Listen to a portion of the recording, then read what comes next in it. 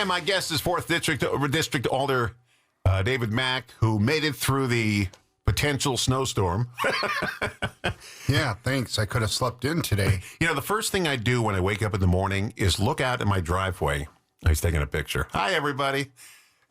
And just look at the roof of my car, my wife's car, to make sure it didn't snow overnight. And this is all the time, just because I don't want to go out there and get surprised first thing in the morning when She go out and clean your windows off and everything for you? No, I do that for her. Oh, that's nice. Because I leave first in the morning. I leave about 5:15 in the morning, so I brush him off.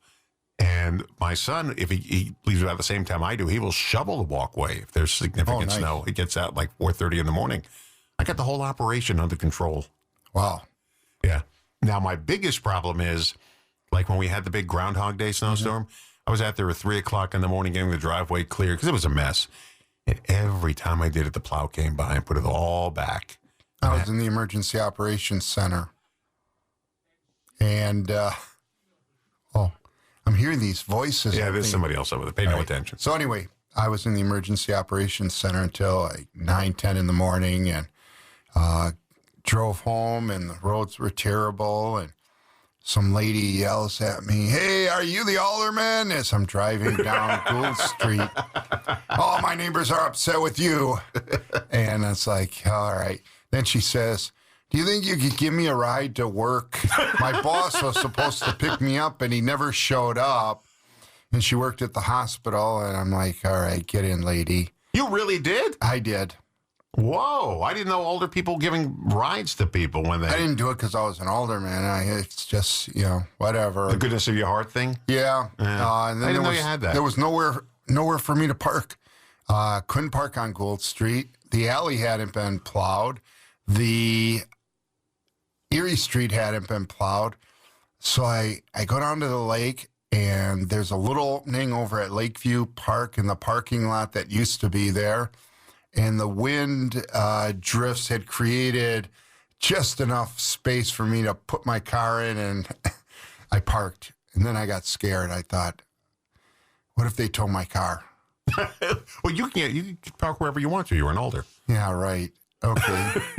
So anyway, don't you have one of those? Then I had to walk home, and I'm walking through 4-foot drifts down the alley, and there my wife is shoveling out a snow drift in the backyard. Is this is the Groundhog Day? Yeah, that reached up to the garage. Yeah, I know. Yeah. I got pictures of it. I just had one of those memory things pop up on my phone. Like I needed to be reminded of that. But that's the day I had to walk from Walgreens. I parked at Walgreens on Highway 20. Yeah. I had to walk here 9/10 of a mile. I clocked it 9/10 of a mile to the station. And I got to ask you something, and you probably don't have an answer to this. I don't want to ambush you with this. What takes so long for the roads to get plowed? Now, Victory Avenue, and I've been here 25 years, it seems to never get plowed. Now, the last snow we had wasn't a big snow, but it was messy. It took over a week to get Victory Avenue plowed. Commissioner Rooney sent out an email to all of us explaining the operations, and this goes back years. I mean, it's not just... This goes back to the horse and buggy days. Yeah, it's just not the current administration. I forget how many miles of road we have.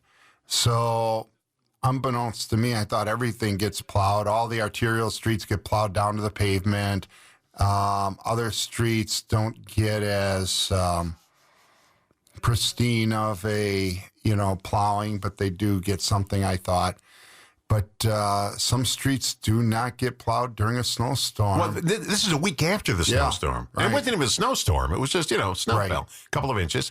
And it took about a week to get the street plowed. And I'm not sure why. I would think that Victory Avenue with WRJN on it would be a major thoroughfare. Maybe that's why it's not getting plowed, for all I know. Well, I know it's a tough job. Yeah. And I know especially in a big snowstorm, it's you got to keep the main streets clear. You got to keep the Highway 20s clear. I understand that. I really do. But eventually, and I know people, I see them on the Facebook page and on the ring systems, all complaining, I live in a street that hasn't been plowed yet. It's been a week. I understand it. You can't get to every street. There's a lot of streets in Racine. I understand that. But eventually, when you look at it, and I'm not going to make excuses, and I'm not going to defend the indefensible. Is that a word? Yeah. But there are some challenges out there. And I get frustrated because, I'm driving down the street after a snowstorm, and it's difficult sometimes for these plows to get through because people are not following the alternate side parking. Forget that. How about during a snow emergency? They shouldn't be on the street at all. Right. And so you're driving down, and your street is becoming narrow and narrower because of all the snow around these cars. Yes. So there was a street, and I park on it frequently. It's not in front of my house. It's more of a commercial area.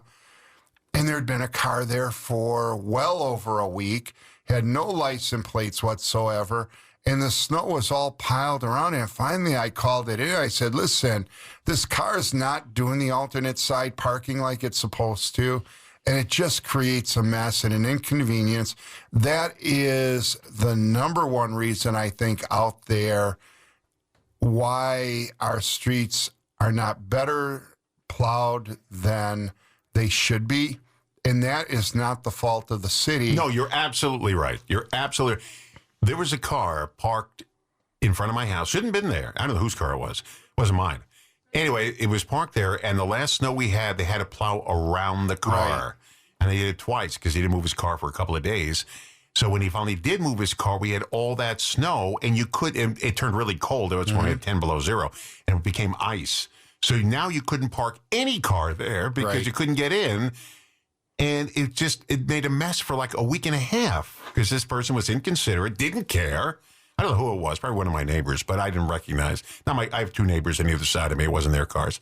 They have driveways. So I don't know whose car it was, but they made a big mess in the street, and it lasted over a week because they didn't care. Right. It was not important to them. It wasn't in front of their house, so they didn't care. So the other issue on the flip side, which is responsibility to the city, but it also explains things, is Public Works has had a major turnover of both supervisors and line operators because of retirements and everything else. So they're dealing with a fairly new staff who doesn't have the experience, the institutional knowledge that previous staff had. Is this one of the things that Elon Musk gutted, the Racine? No. But this will be, it's going to take a couple years for them to hit their stride. What happened, though? Just retirements?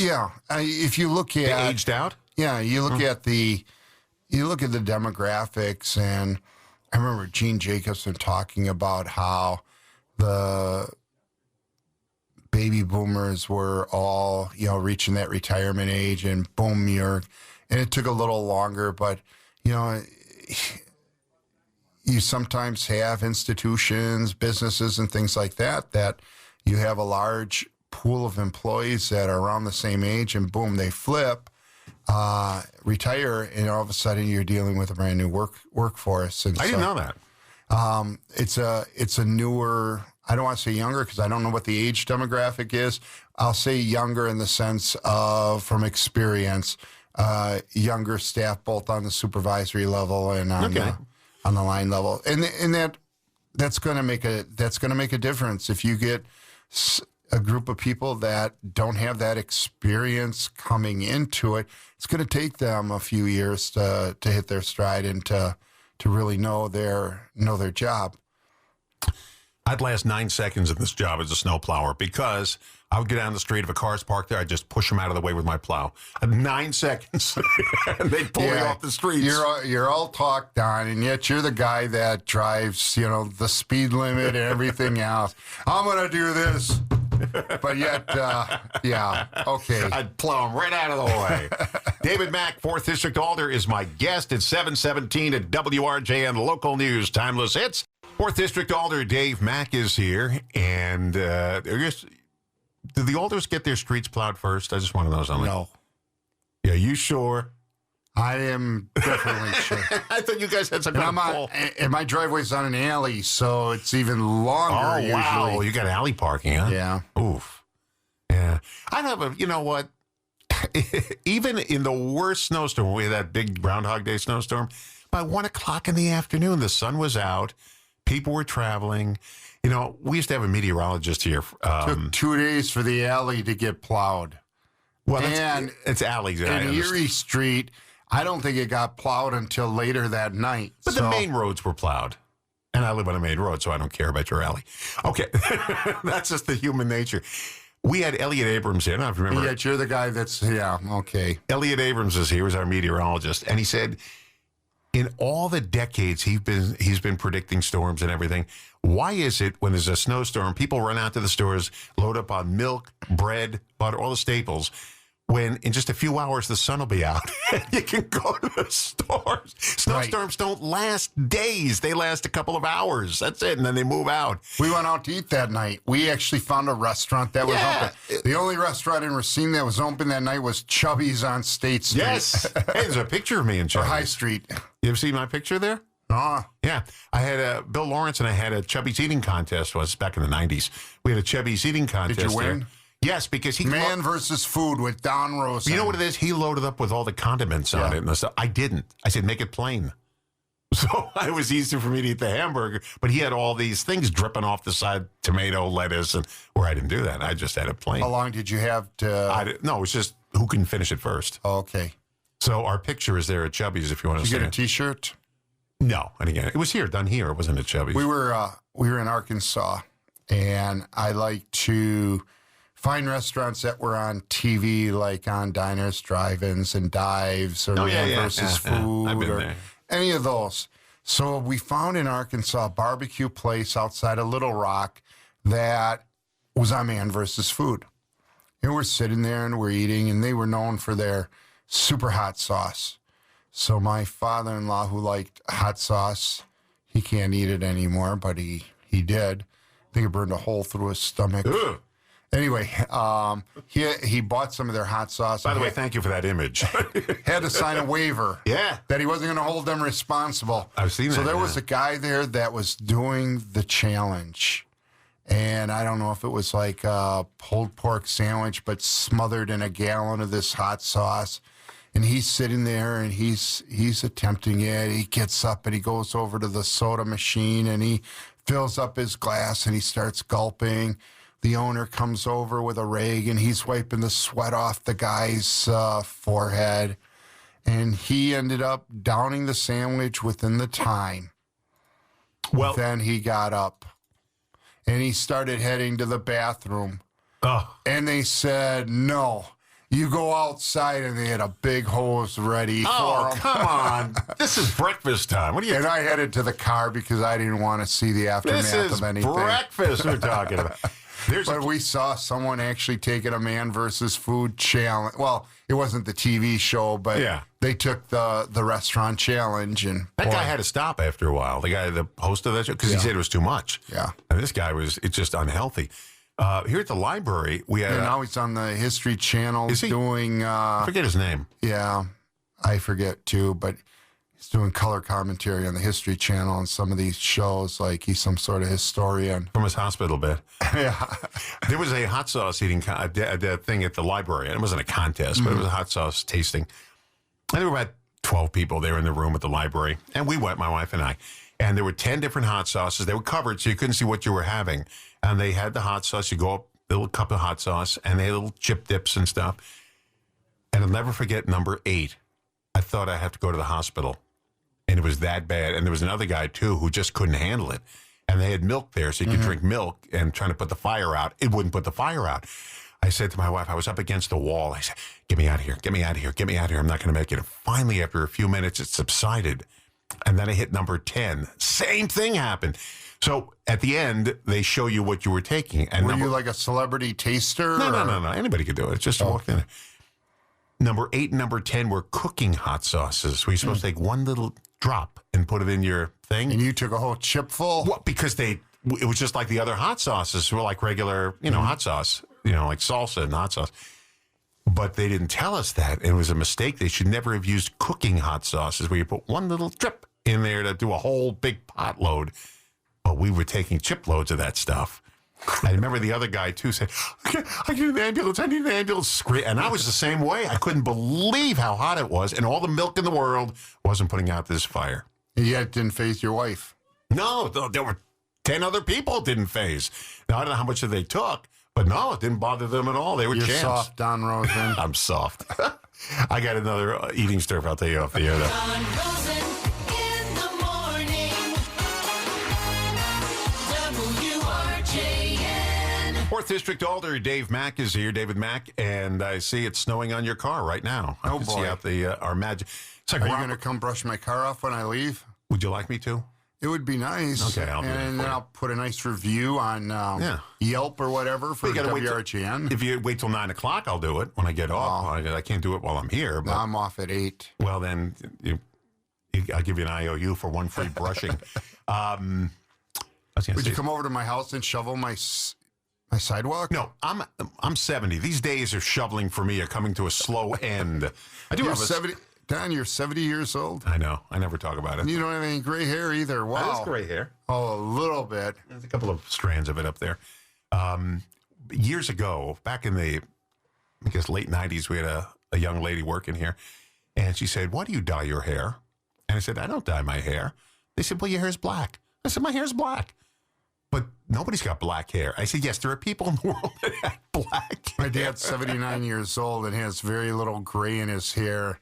And I've been white, gray hair I since know. I was in my 30s. You know, my mother was 92 when she passed away. I get a picture of her here. She had a little bit of gray hair on this, and that was it. She just had black hair. It just, my father was like you. He had white hair when he was 18 years old. My 5-year-old, I'm like, I'll say to him, Tanner, you look just like me. No, I don't. We're different colors. And so I'll pull up my sleeve and I put it next to his arm. I said, we're the same skin color. Yeah, well, I don't have white hair like you do. My hair is black. I don't like white hair, he says. I don't like people with white hair. Oh, really, you little runt? You want to get white hair real quickly? Go to become a president. Yeah. These guys age so fast in the White House. I mean, it's amazing that Trump looks the same as he did 8 years ago. No, he doesn't. His hair's not that yellowish hair. It's getting white now. You can see it on his eyebrows. So he was oranger the other day. Not his hair. No. His hair is white now. You could see it ages. You could see them. You know who aged real fast? Obama, when he was in the White House. He came in with black hair. He left like Santa Claus. He had white hair on his head. Same thing with George Bush, the most recent one, not HW, but W. He shrunk by about 4 inches when he was in there. I met both HW and W. You did? Where were Yep. you when you met him? HW, that was interesting.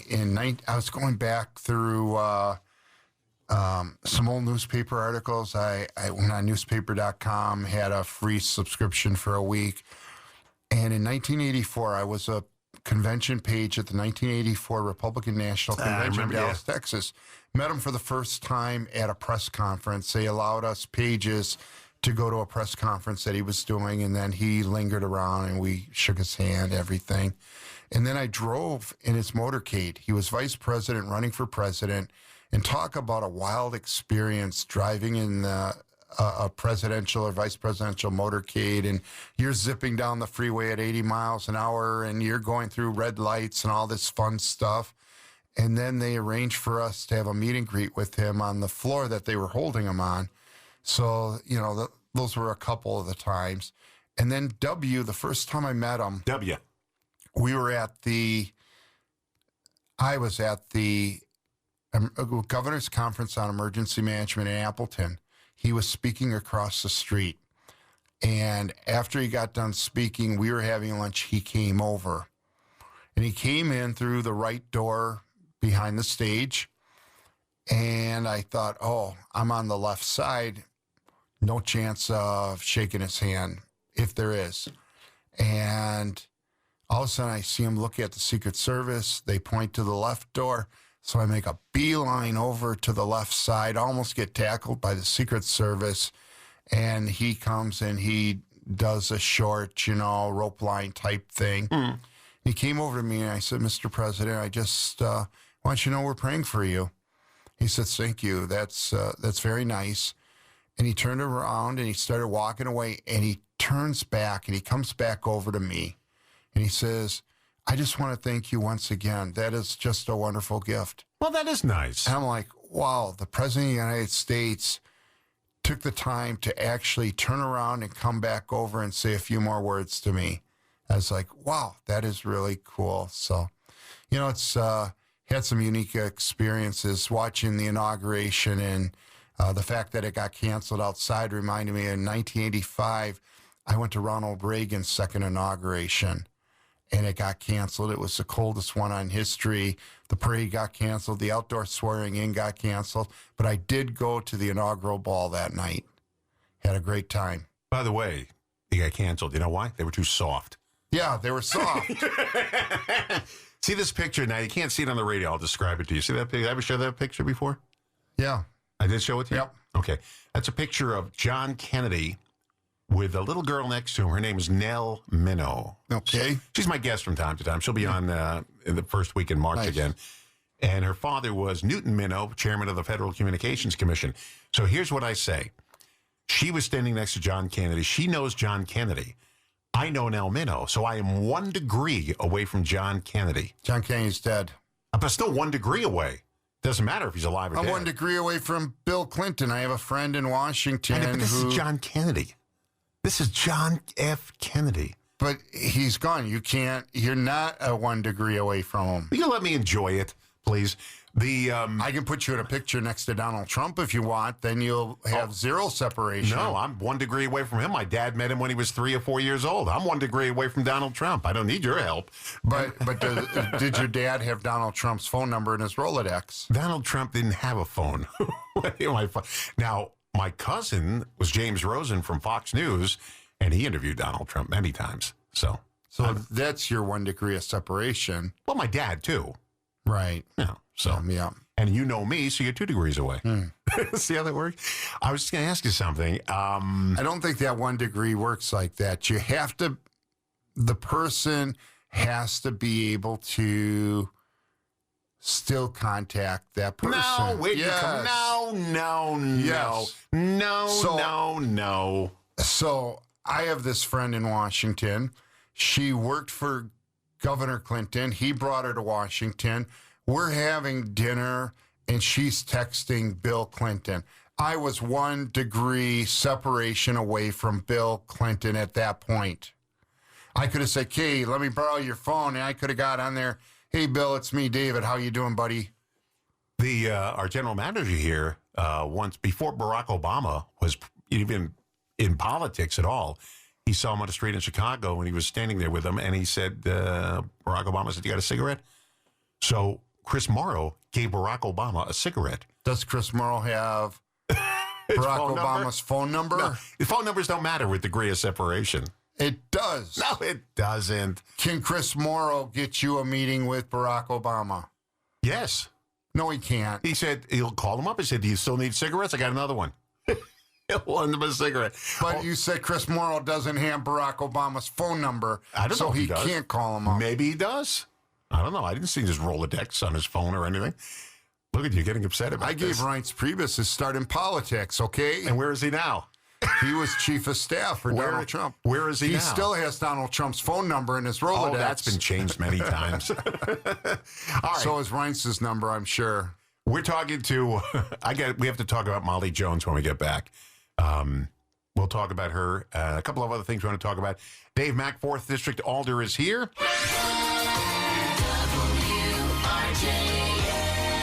Fourth District Alder, David Maack, is here today. I want to talk about Molly Jones. She recently passed away about a week ago. And she was one of your fellow alders in the, I think she was 2nd District. I'm trying to remember where. No, she was in the 13th. She was up there. It was 14th it's an odd district. number because we got sworn in at the same time this past year. Yeah, 13th, I think. Or last April. 15th. Yeah. Yeah, she's up there somewhere. She was in the south end of the city. And she was there for a number of years. Very nice person. I had her on the air with me.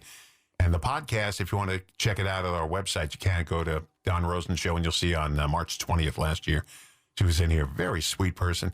And I was going to have her in again, and then she said, well, I'm not feeling well today. And I did, people don't feel well all the time. I never knew it was anything bad. But you worked with her. Well, I used to, I met her before I came back onto the council. So I wasn't an alderman at the time, but I would run into her, Mary Land, and Tracy Laren, who was alderman of the 4th District, all the time downtown. Every first Friday they were walking around, and we'd take a picture of them with little Kai back when he was That's your grandchild. Yeah, when he was just a baby and everything. And we would chat for a few minutes and then move on. And then I'd run into her on the 4th of July. And, she was just real active in the community. I was talking to the mayor about her, and she was one of these people that she knew every nook and cranny in her district. And if there was a pothole, she knew where it was. And she was, calling up and demanding that it got filled, that sort of thing. And, she was just real vibrant and full of life. And when I came back, and I hadn't seen her for a while, and I came back last April for the swearing in, and I looked at her and I was like, wow, she looked really frail. Really? Yeah. And I didn't know her that well, so. It wasn't the Molly that I remembered. And then the mayor put me on Public Works, and she was the chair of the Public Works Committee. And I would just sit there, and sometimes she'd wear a big hat. Sometimes she'd wear a scarf around her head, and other times you could tell she had a wig on. And she never talked about her illness. She never told anybody she was sick, but you could see it and sense it, and you just didn't talk about it. And one day she made a comment about her hat. She says, do you like my new hat? And she says sometimes she wears the hat because she doesn't want to. And so she kind of acknowledged at that point that, yeah, I'd been through something. So it's October. We're all up in Madison, Middleton for the League of Municipalities Conference. And I sat with Molly and Mary Land quite a bit during that 3 days that we were up there. Well, there was one evening where we were all in the exhibition hall, and there's exhibitors, and they're giving out swag and stuff like that. And I said to Molly, I said, could you go get me something? And she says, sure, no problem. So she takes off, and she goes over, and I'm going around the exhibit hall, and I'm talking to people, and I come back an hour later, and Mary Land says, have you seen Molly? Well, she went and was going to go get something for me. Is she okay? And then we're like, is she okay? Did something happen? And we both kind of got scared. So now I feel like it's my responsibility to go find her because she was running an errand for me. And I'm walking around the exhibition hall, and I'm going up and down the aisles, and, I'm probably looking for 20 minutes. I can't find her. And I'm thinking, maybe I need to retrace my steps because what if she moved from here to here? And then the worst, what if she went up to her room and she fell, or, who knows? I was really worried. And I come back to the table, and there was Molly sitting with Mary Land, and she's like, we found her. And Molly had got sidetracked talking to somebody for an hour. But she had us all scared. You always have people, you want her to do an errand for you. You wanted me to clean your car off. You always have people doing Well, you're the one that offered. Well, we'll miss her. And again, I didn't know her well, only from when she was in here. Yeah. And she was a very nice, very sweet Yes, she person. was. And two things we have to get in. You want to talk about Godfather 3? I was just joking. All right, so Don Rosen sends me a text. Give me some bullet points of things to talk about. Well, that you wanted to bring up, yeah. So I thought, I'll make this really funny because he wants to talk about city stuff, but no. Oh, so you didn't want to talk about Godfather 3. Do you know there's another Well, version? you know what? The Godfather 3 was the best one out there. Do you know there's another version of it called Godfather Coda, C-O-D-A? Yes, I watched it. The I death- bought it. Yeah, it's the death of Michael Corleone is the name of it. It's actually Godfather 3, but it was remastered. And they changed some scenes in it. Yeah. Not a lot, but they changed Well, some scenes. they added or tweaked some scenes. Well, the last scene he because died. Oh, shit, I just blew it. But it's called The Death of Michael Corleone. He died in the... No, he sat there. He was an old man. He just sat there on the bench. Oh. In Godfather Coda, he drops dead. Yeah, kind of Just sad. like the old man in Godfather 1, 2. Yeah, no, Godfather 1, Wow. Marlon Brando had an orange in his mouth and just keeled over. Jerry Kramer you ran into. Yeah, you know... But let's tell people who he is first. He came into football in Didn't he 1958. work for WRGN? No. Him and...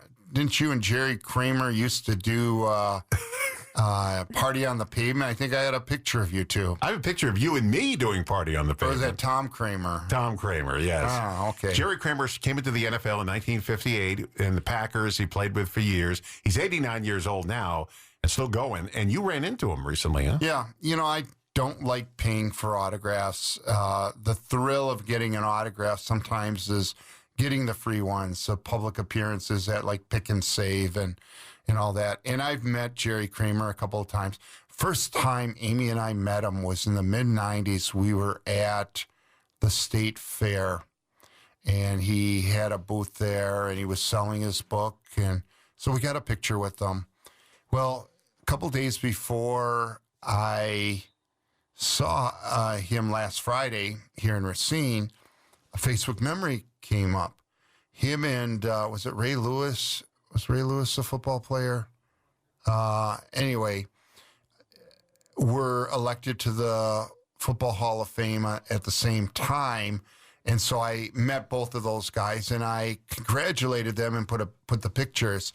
So I pulled up the picture when I went and saw Jerry Kramer. I said, "Hey, Jerry, I found this picture of us." And he looked at it. He says, "When was that taken?" I said, "It had to be the mid-'90s at the State Fair." He goes, "Oh, 30 years ago." I was like, yeah, wow, it's been, time flies. And it was just, I said, you're one of the last of the old timers, and not too many of those guys left anymore. So every chance I get to meet or see one of them again, I take advantage of it because, those You never guys, know. Yeah, you never know. They did something that no other team has. 3-time Super Bowl champions. Technically, it wasn't the Super Bowl, but that's okay. That's semantics. Yeah, it wasn't the first few games weren't the Super Bowl. They had World another name. champions. Yeah. But they did it 3 years in a row. They had a dynasty going on. With free agency and everything else, you don't have those dynasties Hey, the anymore. trophy's named after a Packer. Yeah, exactly. I mean, Vince the Super Bowl Lombardi. trophy is named after a Green Bay Packer. The smallest city in the NFL to have have its own team. Yep. They used to play in Milwaukee for half their games at one time. They stopped doing that. Yeah, the old county stadium when I first moved to Lousy Milwaukee. place to watch a game, from what I understand, and even worse to play. County stadium. Yeah. Well, now it's a parking lot. Yep. Not to worry about it. Okay, in the last few moments here, anything in your district we should know about? Well, going that's what I'm going to write Donald Trump about. Is I want to see the Namath County Stadium restored, and I also want to see the name Sears Tower restored. And I'm thinking that Donald Trump, if he's renaming things, he can help us rename County Stadium and the Sears Tower. You can do both. Just come up with enough money for naming rights, and you could do it. It's not that but difficult. he can do it by executive order, Don. Yeah, is that what it is? Okay, so anything in your district we should know about going on? You're my alderman. Yeah, I'm on the Douglas Avenue bid board, and we are going to Business incremental development, is that something like that? What is that? Business Improvement District. I knew it was So they're busy promoting things on the Douglas Avenue corridor. There might be a couple potential development projects coming up. The city development director wants to meet with me and brief me on some things. So I don't know what that's involving yet, but that could be good news. things are kind of quiet right now. It's wintertime, not a lot happening, which is good to some degree. So but, when do you start getting the complaints about snow removal? Will it be this afternoon or tomorrow? Yeah. I got plenty the last Did time. you really? Yeah. And, people were understanding. They know that not much I can do about it. I'm like, you know what? Thank you for letting me know. I will pass it along to Public Works and Do you to really the mayor's pass it along? office. I do. Okay. They need, I know that they're getting the complaints too, but they need to know, hey, we as aldermen are getting the complaints. I can't pick up the phone and say, send a snow truck over to Don Rosen's house and Why can't you? clear out the snow in front of his apron on his driveway. But I can say, you know what? Don Rosen on Main Street said his snow removal was lousy and you guys left, 3 inches on the surface. I'll never say that because I'm one of the people who gets my street plowed first. Right. So I'm never having a problem with it. I have a problem with the people parking on the street that shouldn't be there and causing the plow to go around it. That's not the city's fault. That's inconsiderate people. You know why you get your street plowed first is I call him up and say, hey, I get know. over to Don Rosen's house. know. He's a key constituent of mine, and he's on the radio. He's a radio personality. I want his vote. David Maack, you're a great guest. What a good Hey, talker. thank you. Always have a good time with you. Yeah, we laugh a little bit Yeah. and Yeah. don't take life too seriously. No, thank you very much. David Maack, our 4th District Alder. Hey, coming up in the next hour, we've got tickets to give away to the Happy Together Tour coming to State Fair. We're talking August already here. Hey, I went to that one time. Good show. Yeah, it is. My brother played with most of these groups. He was a guitarist for a lot of those groups. Oh, wow. I'll tell When you you that. said played, I thought maybe on the playground like you went to No. school with Jerry Seinfeld. No,